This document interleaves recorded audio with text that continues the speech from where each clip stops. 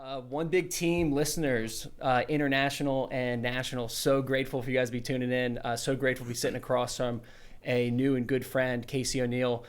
Today, we're going to dive into Casey's background, talk about his journey as a coach, and now where we are in founding and building the Mabry Academy. So a lot of really good things. Just excited to chop it up. Casey, thank you for joining. Mike, I am elated to be here today. I'm excited. I am also honored that we are wearing some similar swag. Day one. We've got the Mabry Academy logo, Yep. some new gear, but thanks for having me, man. I'm excited to just dive in. Yeah, me too, man. I think it'll be the first of many. Keeping the consistency with the podcast, got to start off with some gratitude, get the energy up. So 10:30, 10:20 right now. Mm-hmm. What are some things that you've experienced today you can express some gratitude for? Oh my goodness. Well, waking up with my family. Obviously my son Cole is at college and happy, but my two younger girls, completely grateful to walk them to school with my 8-month-old puppy, who is the light of our lives right now. But to do that, to walk them in, to see the smiles. Yesterday was day one for them. So 7th grader, not as excited as 1st grader to get up, but just to see them excited about the day and school and be back to in-person learning. Yeah. Completely grateful for that. I'm grateful for my beautiful wife, Erica, who has supported not only me, but this new venture. Yep. And I'm grateful to be sitting in this studio with you here in Leesburg, Virginia, and ready to take on this challenge and new beginning. I love it. Those are all amazing things, and I think we'll be able to come back and kind of touch into, why it's obviously so important for you to be walking your daughters to school today, and that's a new thing, Yep. And how I'm sure that's probably one of the coolest pieces. So, when I first heard of you is when I got back after college. I started coaching at PVI, taking the coaching thing really seriously, and I said, all right, let me see who the competition is. Like, what's going on? Because I didn't know the level of lacrosse in the WCAC. I just went to a public school here, and I wasn't fully aware of it. And I came across, your name, your program at Gonzaga, and immediately was like, okay, this is the standard, and it's a high damn standard. And from there, I looked on as a young coach as like, okay, that's the bar, and that's what I'm trying to go to. And that was my first time really becoming aware of you and what you've accomplished as a coach. Can you talk about your background? And you can cover as much as you'd like, but kind of leading up into now, and covering those things. Like I said, that was the first that I knew about you. But for the listeners, can you kind of give us an idea of your background? Sure. So I am a DC native, grew up in this area, actually went to the high school that I coached at for 20 plus years. I went to Gonzaga. It was in my family. My father graduated in 1960. I had uncles in 54, 57, 58, 66. Yeah.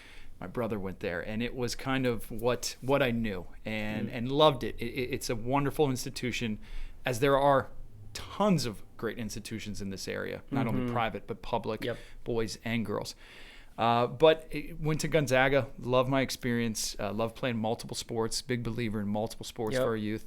Went on to Lehigh University in the Lehigh Valley up there near Allentown and Bethlehem, and came back and immediately, Mike, began to have an urge to give back and start coaching. So I just started assisting and working at the school and coaching with lacrosse. A friend of mine who I used to play with had become the head coach, and therefore the next 7 years was an assistant, and never really had dreams of being a head coach until the opportunity presented itself.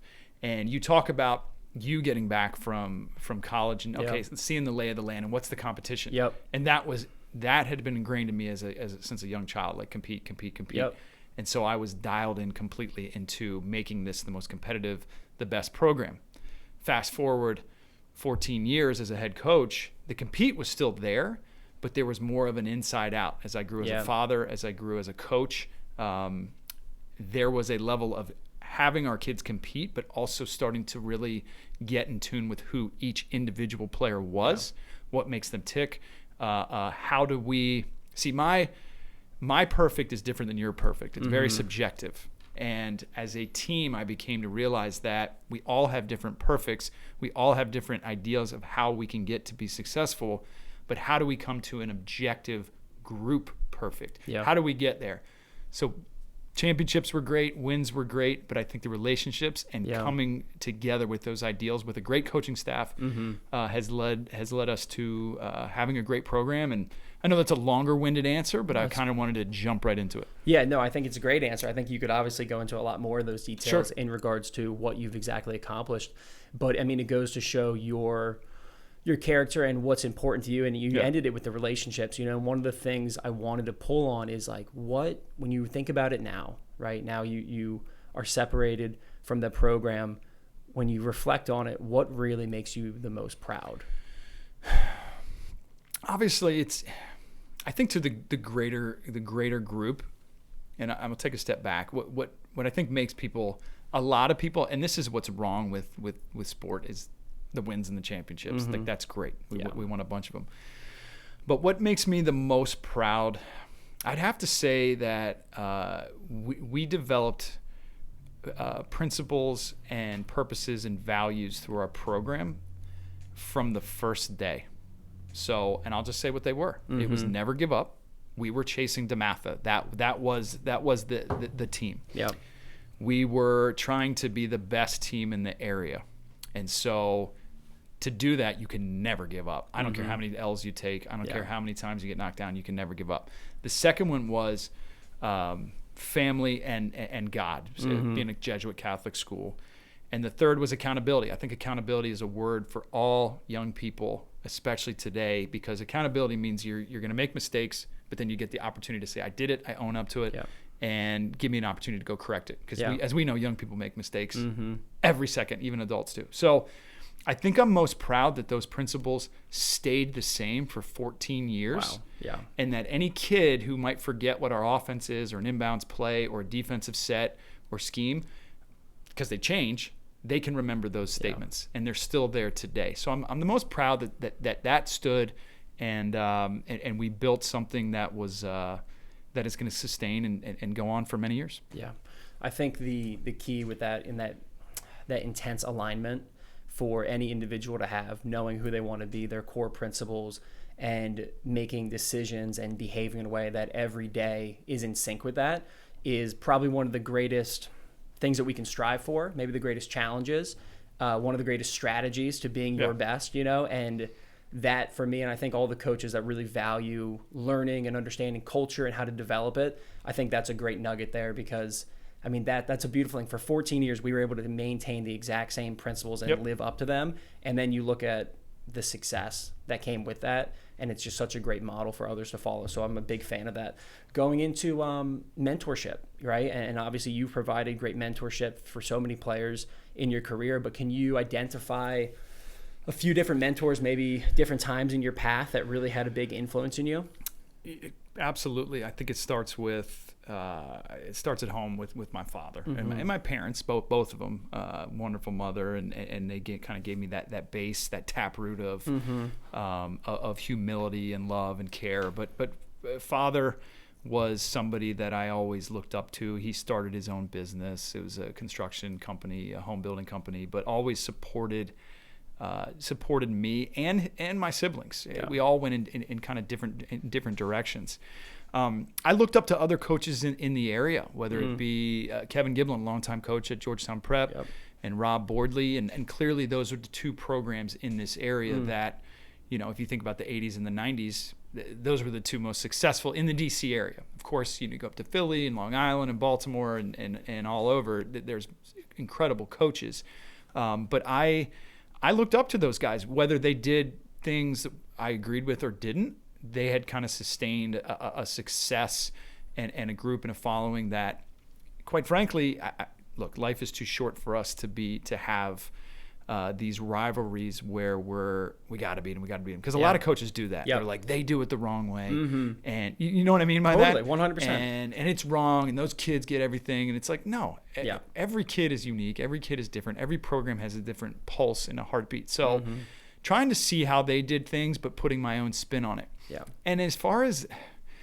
people I looked up to, I had some assistant coaches that were very loyal. And while I was the leader and the head coach, I looked up to them. I mean, I had to lean on them every single year, every single off season to get their opinion and to give them the freedom to run the program. So those are just a couple of examples of people that I looked up to. You could look at pro athletes or head coaches in the NBA or NFL or whatever it was. And I think that's the beauty of our sport, is that we can kind of look at people, see how they do it, and then kind of put our own spin on it. 100%. I think the healthy competition is sometimes hard to navigate because, well, I would say it's hard to navigate. It's an important one to navigate. To be able, and I know I did it when I was competing against you. I'd be like, all right, that's the standard. I got to beat that guy. I can't, this, that. But there's no ill will involved, right? It's just something to help motivate you. It's kind of like the difference, extrinsic, intrinsic motivators. Like extrinsic is great. It gets you in the weight room and it gets you all pumped up, but you need to know the deeper purpose, you know? I think that's an important one for people to navigate, because I think the latter, the negativity, can kind of lead to just burnout and then poor relationships. And then the other one is surrounding yourself with the best and being able to look at the people next to you, your assistant coaches, for your example, and to be inspired by them, to be educated by them, and to trust them fully. An amazing strategy. And I remember when I first started building the academy model with John, and he told me, he said, you're going to have to be willing to bring in the best. Like, that is a prerequisite to building anything of quality and that will last. And it ended up being you, right? And I can't think of anybody better to bring in and to continue to build this with, And as we're talking about this, like, we've got a couple posts on social media going out. The website's up. Today's day one officially of the Mabry Academy, and it's super exciting. So that makes me feel good to know that I've kind of hit that strategy as well by bringing you in.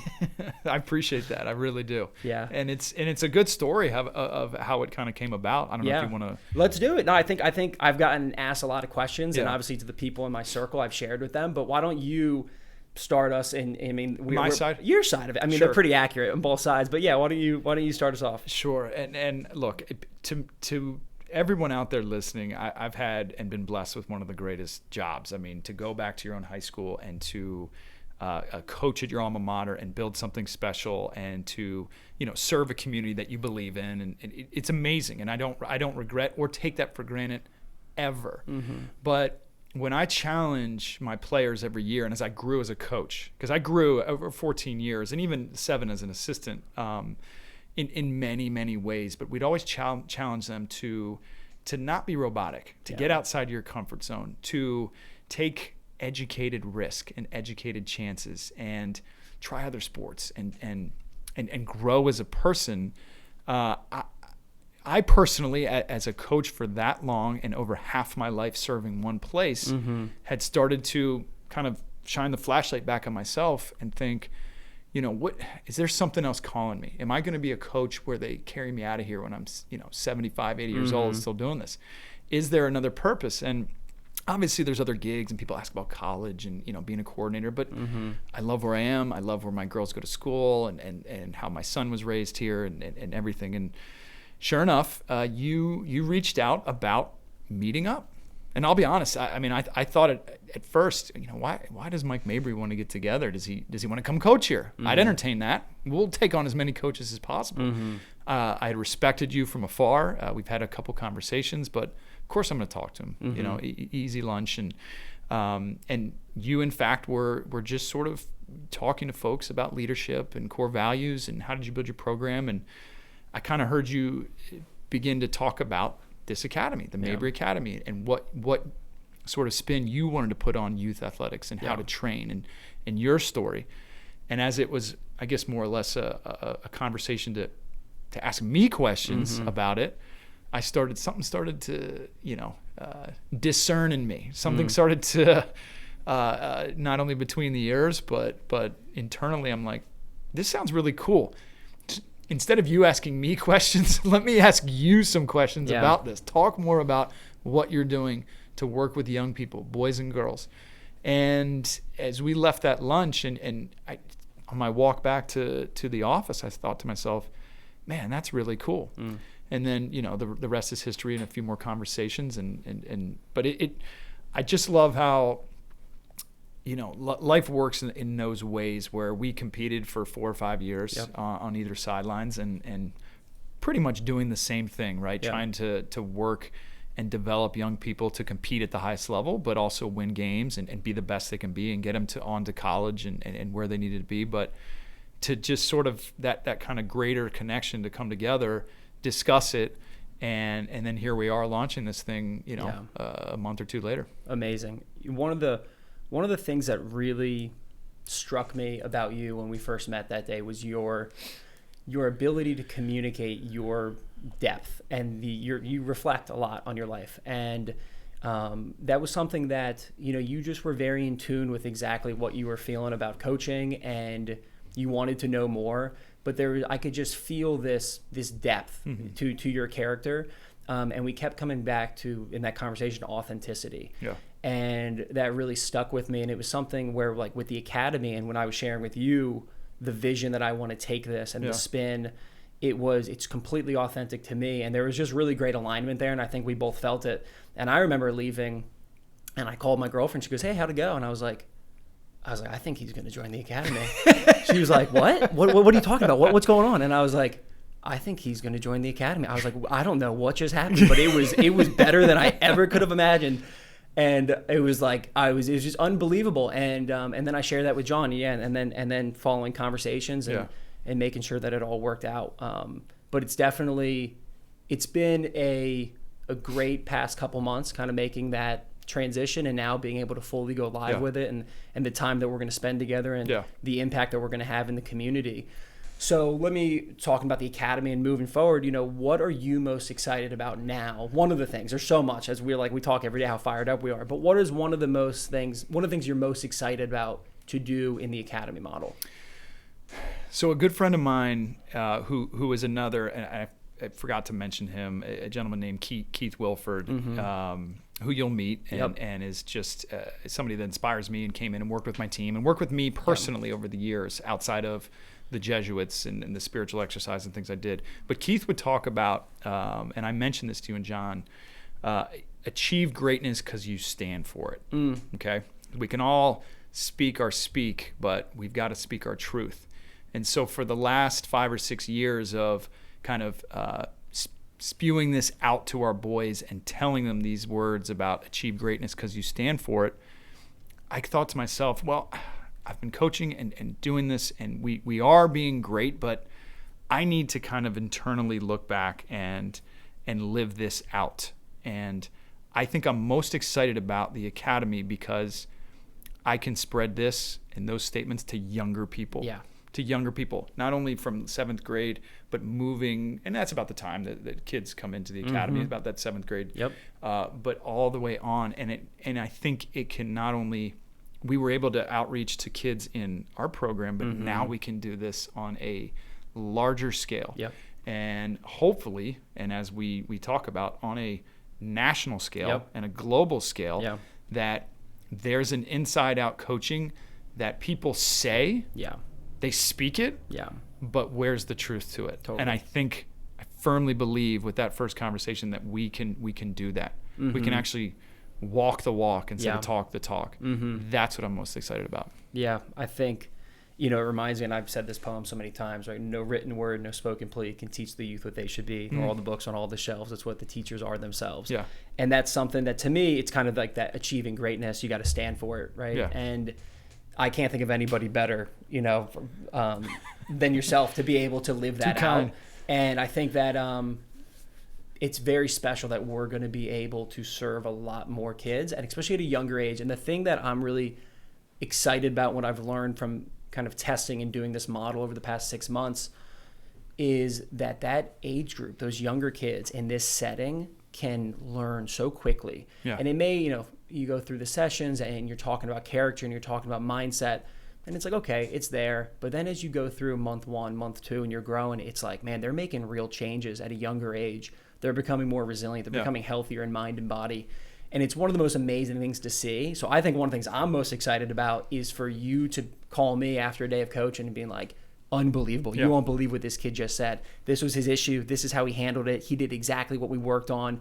It's one of the most rewarding things. And I'm sure you got a lot of that in your program, but it is different with this model, and it's special. So I'm excited to watch you do that from afar. And just to sort of extend on that. As a head coach, you're almost like a general manager at times. And so a lot of sort of my inner feeling was I've got to deal with 90% of making sure the schedule's good and what's the media guide look like and taking care of this and taking care of that. And the best times I had were the walk to practice, being in practice, no cell phone, no nothing, just the kids and me. But it's, 45, 50 kids, include the managers and the coaches and trainers. And where you get the most sort of gratitude, as we started out with, was that individual one-on-one work with those kids. And as a head coach, it's really tough to get that. Yeah. And in a setting like this, you get that one-on-one work, and you get to work with coaches and parents one-on-one to help them and to grow these kids and that wellness and that holistic values. Yeah. Honestly, I'll just say it. I mean, I think there's incredible coaches in our area. There really is. Like our kids in the DMV are very blessed, and I see it growing. I mean, you had Jono on out west. What a great coach. Unbelievable. Those kids are blessed to have him, and I've made incredible relationships. But I feel like the labels we've put on kids today in high school and what they're going through has become very toxic. Yeah. And sort of the rat race to get recruited and the rat race to win games. Yeah. What is the end game? What are we teaching the end game? So if we can give kids the tools at a younger age to deal with that adversity, that stress level, and to go on and educate these young coaches that we are completely trying to get the best out of each individual. Yeah. And I love being on the same team with you in the sense that we both see the really big vision, and it's exciting to attack that. And you said it right. A part of our goal is to be the national model and for this to spread and to have a massive positive impact through that ripple effect through each kid that we work with. And then they go home and hopefully they're living a healthier life. And they're a role model for their peers or their family. They handle situations better in their school, and therefore it has that effect. And then working with other coaches and just by osmosis, having this massive positive impact, as well as working with people in a very intense and focused way. And I think the fact that that's the things that I'm a dreamer, I'm a believer. So those are the things that get me really excited. And for you to be aligned with that is pretty damn cool. Appreciate it. Yeah, it's great things. So let's talk about we could go into so many different angles here. Let's talk about youth sports as a whole. Okay.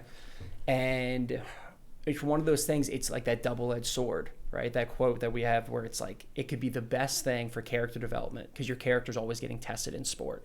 But it can also be really detrimental to a young person's experience and health based on which way we're swinging the sword and who's holding it, right? And a lot of times it's the parents and the coaches that are forming this environment and the guidelines and the purpose and what we're doing. What are some of the things that you think about the issues that you've seen, right? Sure. You kind of touched on it with the rat race, but as a coach with your experience, also as serving as an associate athletic director for 20 years, what are some of those issues that you've seen? So I've always believed that sport has taught our youth, and the reason behind sport, obviously, there's camaraderie and teamwork and working together and being healthy. But when you really look at sport and being a part of a team, it's what we all learn as we grow up and get older is how to deal with that adversity, right? There's controllable things and there's uncontrollable things. You teach kids, you can control, how fast you're running and how much effort you put into practice and getting there early and working on things. Then there's uncontrollable things like which way the ball is going to bounce, what call an official is going to make, what drill the coaches are going to run, who's going to guard you. And so what sport really does is teach youth how to deal with adversity and how to handle that. It's perfect.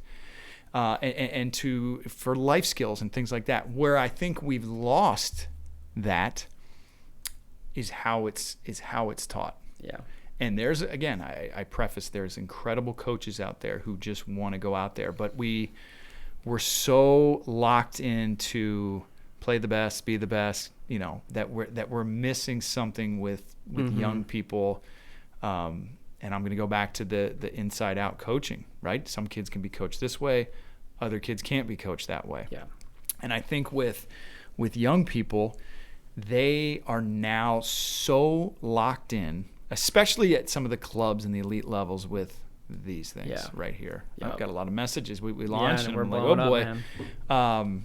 They're so locked into that. And you and I discussed labels that kids are, I'm this high school and I'm this sport player and that's it. Yeah. That's crazy for a young person to only think of themselves as two labels. Yeah. The high school they go to or whatever club team they're on and the sport they play. Yeah. They're more than that. They're Wow. sons, they're daughters, they're Yep. brothers, they're sisters, they're humanitarian. I mean, there's so much more. So the Yeah. labels we've put on them, and we use social media for a lot of good things, Yeah. but youth sports has slowly started to put the pressure on Yeah. these kids. Yep.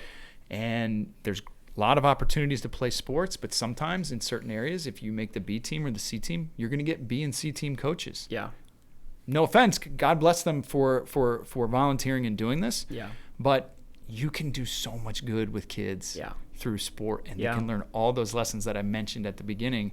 But I think we're really, really missing that inside out. So getting to know these kids on not only an athletic level, but that personal level. Yeah. And we've just got to do it, because coming out of COVID and the depression rates and everything that's going on, it's our job as adults to tap into that inner person. Yeah, think of a couple different examples, conversations I've had with players, and one of them, this is the one that I don't want to say it's scary, but it's one that needs to be navigated. And it's, who are you? How do you see yourself? And the first thing out of his mouth was, I'm a lacrosse player. And it's like, what else? And, he struggled to pull on that, Sure. right? So now it's our job to really help educate him. Like, well, listen, if you view your identity based off of this one performance and you have a bad day, you're not going to be too happy with yourself. And this may leak into other areas. And that is way more common than most people would think. And I feel like when you get older and you get into the realm of personal development, you work on identity, you work on your core values, and you work on living by principle. And those are things that can be taught to younger people. And you can use sport to really enhance it. Yeah. And I also think about the other one too with coaches where, if you got the star player's looking good on the field, you just assume all's good. Yeah. Because he's performing well. Well, you can perform. Right. You can perform in a box. You can perform on that 110 by 60 field and still not be as fully healthy as you can in a lot of different ways. And I think both educating coaches and enhancing their own traits and their ability to read their players and serve them at a higher level is super important. And then the other one I think about is with, you said, the B team, the C team, and the coaches, right? They don't always receive the highest level of coaching. And whether that be the technical side of it, which is important, because if you want to get better, if I wanted to learn how to play guitar, and every time I get better at, hitting the strings, my confidence goes up a little bit. Well, if I got a coach who doesn't know what he's doing, a guitar instructor, and I just keep stinking at the guitar, like, Right. I'm never going to get the chance to be the rock and roll star, which kind of was a true story. Not really. It was more on me, but I didn't fully buy in. I wish I knew what I know. I wish I knew now what I knew now. Yeah. But in regards to that, one of the things that I see and I hope that we can achieve with the Academy is inspiring volunteer coaches with the rec leagues. This is just one example, because I think people don't realize how impactful it can be for yourself to coach a group of kids for 3 months and give them an incredible experience, and what that does for you as an adult and what that does for you as a person. And there's a lot of really good players, former players, that can have the potential to tap in and be great coaches. Even just parents who don't know the game that well, that potential lies within them. And that's one of the things that I want to, see us achieve is elevate these volunteer coaches to really be both an inside out coach and somewhat of an expert, right? They know they're teaching the right things. And make zero mistake. We were not successful if I'm one of the most competitive people you'll meet. Yeah. I mean, you and I could go play darts, we could go play pool, we could play cornhole, we could do whatever. And I am, if I don't win, I'm a little bitter, but I have the skills now to just shake your hand, Mike, and good game. But I think that makes so much sense, because these kids show up to practice. And I mentioned this before, the beauty of practice, and I've always said this, is like, I tell the parents, I get your son's best. Yeah. There's no phone. There's no girlfriend issues. There's no homework deadline or anything. They're just being them, and they're on the field, and they're with their buddies, and they're playing. It's the other 22 hours in the day that sport, if taught well, can have such a great impact on these kids. I mean, you talked about those coaches. How many people in your life have literally gone back to, they could go back to like their third grade t-ball coach, and they're like, I loved him or her. Yeah. They were so much fun. And I remember, we lost this game in the rain, but man, we went and we had this pizza, and the coach told this joke, and it's like it has such an impact. And our society is built on rewarding, obviously, the winners and who looks the best. Yeah. And it's that 15 minutes of fame, but it's the relationship and the impact that coaches and teachers, and not just coaches in sport, but coaches in music, coaches in theater, coaches in a million different dance, whatever it is, that have a lasting impact on our young people. And when we are valuing and taking over that, just, link in my bio, this is the best thing, this is your label, if you got to go D1, and if you're not, it's wrong. It's crazy. Yeah. And we're going to teach you to compete at this at the highest level. I mean, nobody wants to compete more and be the best you can be, but have the skill to, hey, if I'm a D2, D3 player, or I'm a club player, or I didn't even go and play in college, I still have the ability and the skills to deal with any adversity that's thrown at me. Yeah, I mean, it's really to be able to make the best decisions for yourself and to better know yourself. And one of the things that I know that we are going to tackle and work with is parents, right? Because they are, unfortunately, at times, they fall victim to not knowing what's best, because I think there's a lot of books on how to raise the baby, right? How to care for the baby, but once they get into competitive athletes, and this area specifically is hyper competitive, how do you navigate that? And I will talk to parents often, and I say, hey, how's so and so doing? What's going on? Where can I help you? And it's, they don't usually hit on the character development. This is how he's handling stress. This is this. It's mostly, this is where we are in the recruiting process. And I totally get that. Yeah. But if we don't go a little bit deeper, one, if we it's like what's the balance there, right? And what's really the long-term goal, and what are we trying to use this sport for, whether at the middle school, high school, or collegiate level? And one of the things that you said about, you can think back to a coach, third grade, that gave you this great thing. What I found to be unfortunately true is that not everyone has a clearly defined, this person came into my life as a coach, as a mentor, and completely changed the trajectory of my life. Taught me how to elevate myself in a way that I could sustain it on my own, and without a doubt made me a better person for who I am, or who I am now. And that, to me, that's an issue. And it's kind of what you're saying, like, it's whether you're coaching guitar or you're a teacher. I think we need to continue to empower coaches and teachers and educators and be a part of that greater awareness that, like, this is a super important role for not just the individual, but our communities. Right? Like, we need to invest in taking care of the kids at a younger age and teaching them these skills and pushing things forward. So that's something that I'm super passionate about. I know the kids that we will get to work with, to be able, to put myself in the future, and 10 years later, and someone goes, who's somebody that really helped change the trajectory of life and taught you skills?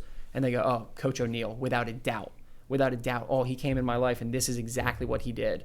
And now I'm able to do that for other people. Like, that, to me, that's like the ultimate to me. The ultimate. I recently, and the outreach to me has been amazing over the last 2 weeks since this announcement was made. And I mean, for instance, a young man writing that, going through some dependency addiction issues in sort of his early adult life, but goes back to some of the values and the things that we talked about, which I wasn't thinking about at the time, has gotten him through some of these issues. I mean, how can anything be any more impactful? That I think about that as I'm going through this struggle in my life, and now I've made it, and I know it'll be with me forever. But I use those things, and imagine if every youth coach, and again, there's CYO and there's rec and there's this, but a sit down with the coaches and that serious conversation, the people that are volunteering, and be sort of a disclaimer of, think about 10 years from now and the impact you can have. Now, it doesn't mean you have to go and study and do all these things, but be a positive representative of this sport and coaching, and showing these kids, what true competing is, what true sportsmanship is, and what it takes to be elite, but also to be just that humility, having humility and accountability, it has a lasting, Yeah. lifelong impact. And I don't think programs and coaches, they don't really do that, right? Yeah. They have their practice plan and their agenda, and here's what we're doing. Some do, the successful ones. Yeah. But others just kind of, you just show up, and here's the drills, and coach them all the same way. Yeah. And, it makes me, and it's really getting to the fundamental need of connecting with others and meaningfulness, right? And having belonging and meaning in your life. And I think about one of the things that I love to see, and I'm sure you're the same way, is when we know the impact that we make in these players, in our relationships, is the most important thing to us. And it gives us this almost life force. It's like a beautiful gift that we can give to others, and then it reciprocates in ourselves. And when you see them start to do that for other people, is like, that is incredible. Right. It's such a great thing. And what I really enjoy doing in this program is, really getting into the questions about, like, let's talk to me about how you are as a teammate. Yeah. What's your strategy for making a positive impact on your teammates at practice? And a lot of coaches, every program, right? One of our core values is be a great teammate. And as you get to college and you get these great coaches, they're defining exactly what that means. Yep. And here are the strategies. But now you're getting a kid when he's 18, 19 years old, and you're trying to teach that to him, and you're teaching him high level skills and IQ. He's in the way, it's the college grind, right? Yeah. And now you got to take a year to really develop that. Sure. But if you can go into any organization and be able to provide that value by the way you carry yourself and the positive impact that you know how to have strategically, you know how to go into a room and help others, is the ultimate. I had a great conversation maybe a month ago at an event called Mission Prime, put on by Jules Henningberg. Yeah.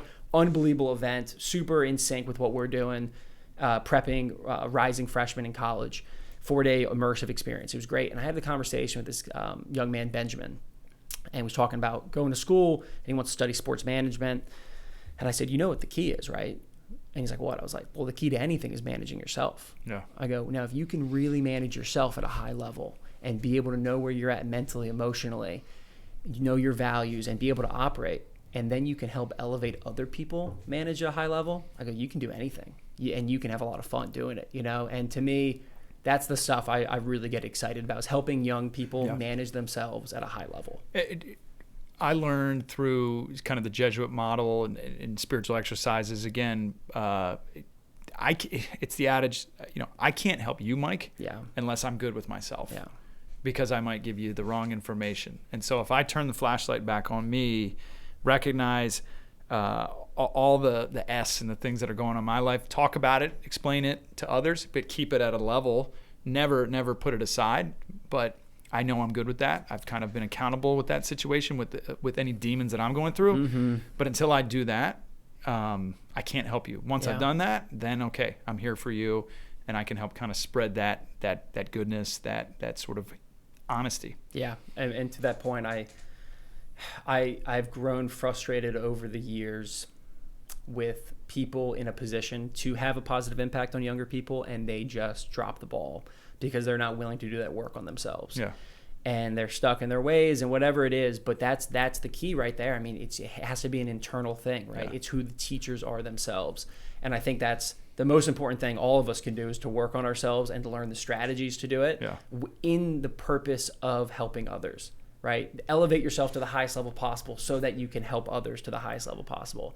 And I just think hopefully we will. That is one of the ripple effects that we'll have, is inspiring other coaches to go, wow, there's a lot more depth that I can create in myself to elevate these people. And I think that's something we'll do. It's a wellness for the coaches too. And it's certainly something that it's never going to go away. Yeah.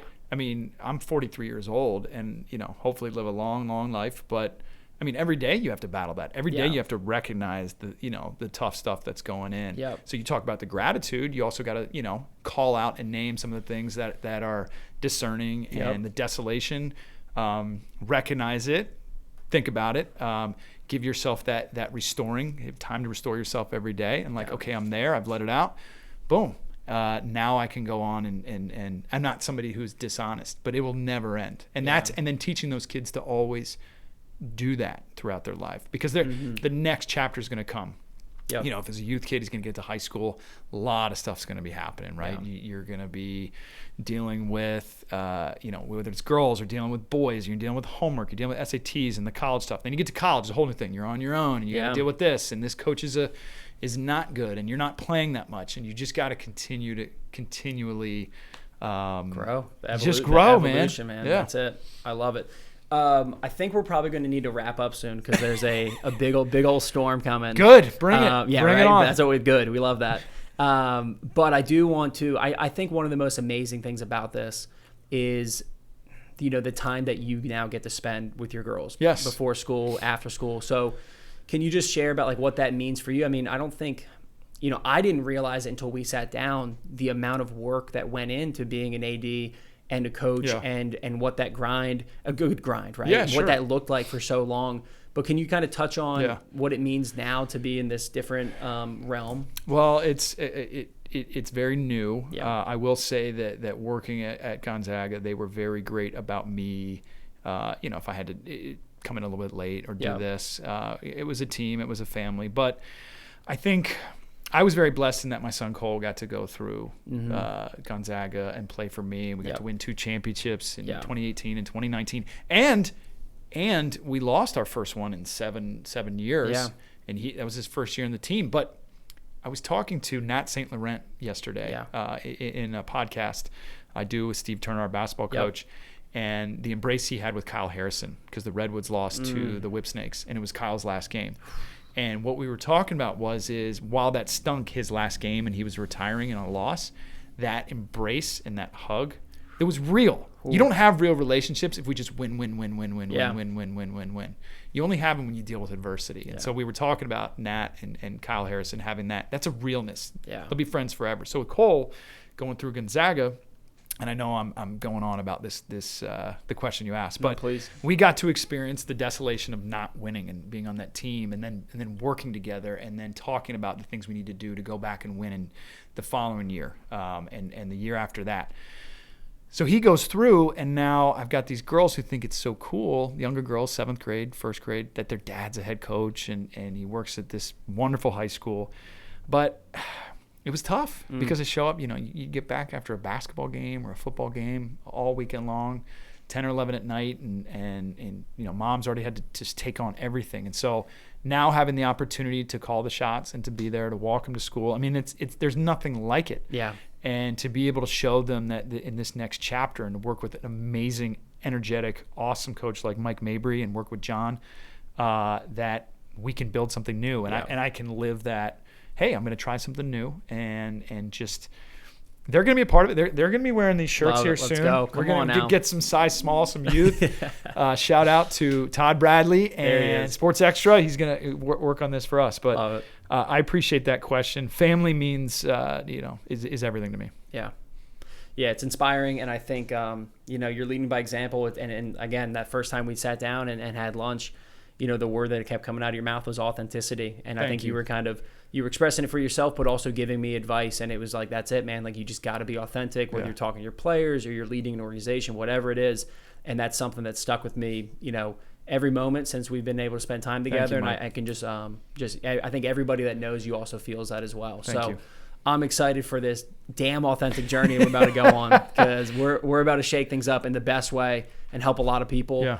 So it's going to be a ton of fun. So thank you for coming on, and we're going to be doing plenty more of this, different conversations, different points of view, but we 100% will continue our conversations here. Mike, can I say one more thing? Absolutely. Thank you for being who you are, and this, whatever higher power brings this together and work on, and you we always like to say just getting started. Like, you are just getting started. Oh yeah. You're a little younger than me, but man, I look up to you, and I'm thankful. And does this mean I can come back on the pot? Like, do I get to keep doing it? Anytime, dude. One big team just grew a little bit bigger, yes. baby. Come on. I mean, out here in Leesburg, it's beautiful out here. Yeah, but great. it's gonna get a little. It's going to get a little dark and stormy coming up soon. Isn't that a drink, dark and stormy? It is. I think it is a drink. Yeah, Sorry, I know young kids listen to this. No, that's okay. That's all right. But it sounds good. Later on. Later on, absolutely. I appreciate you, brother. Thanks, man. Yeah, we'll talk soon. You can look us up, MabryAcademy.com. Coach Casey O'Neill on Instagram. Just Coach Casey O'Neill. Coach _Casey _O'Neill. Yep. Love it. Yeah, guys. Appreciate it, and we'll talk soon.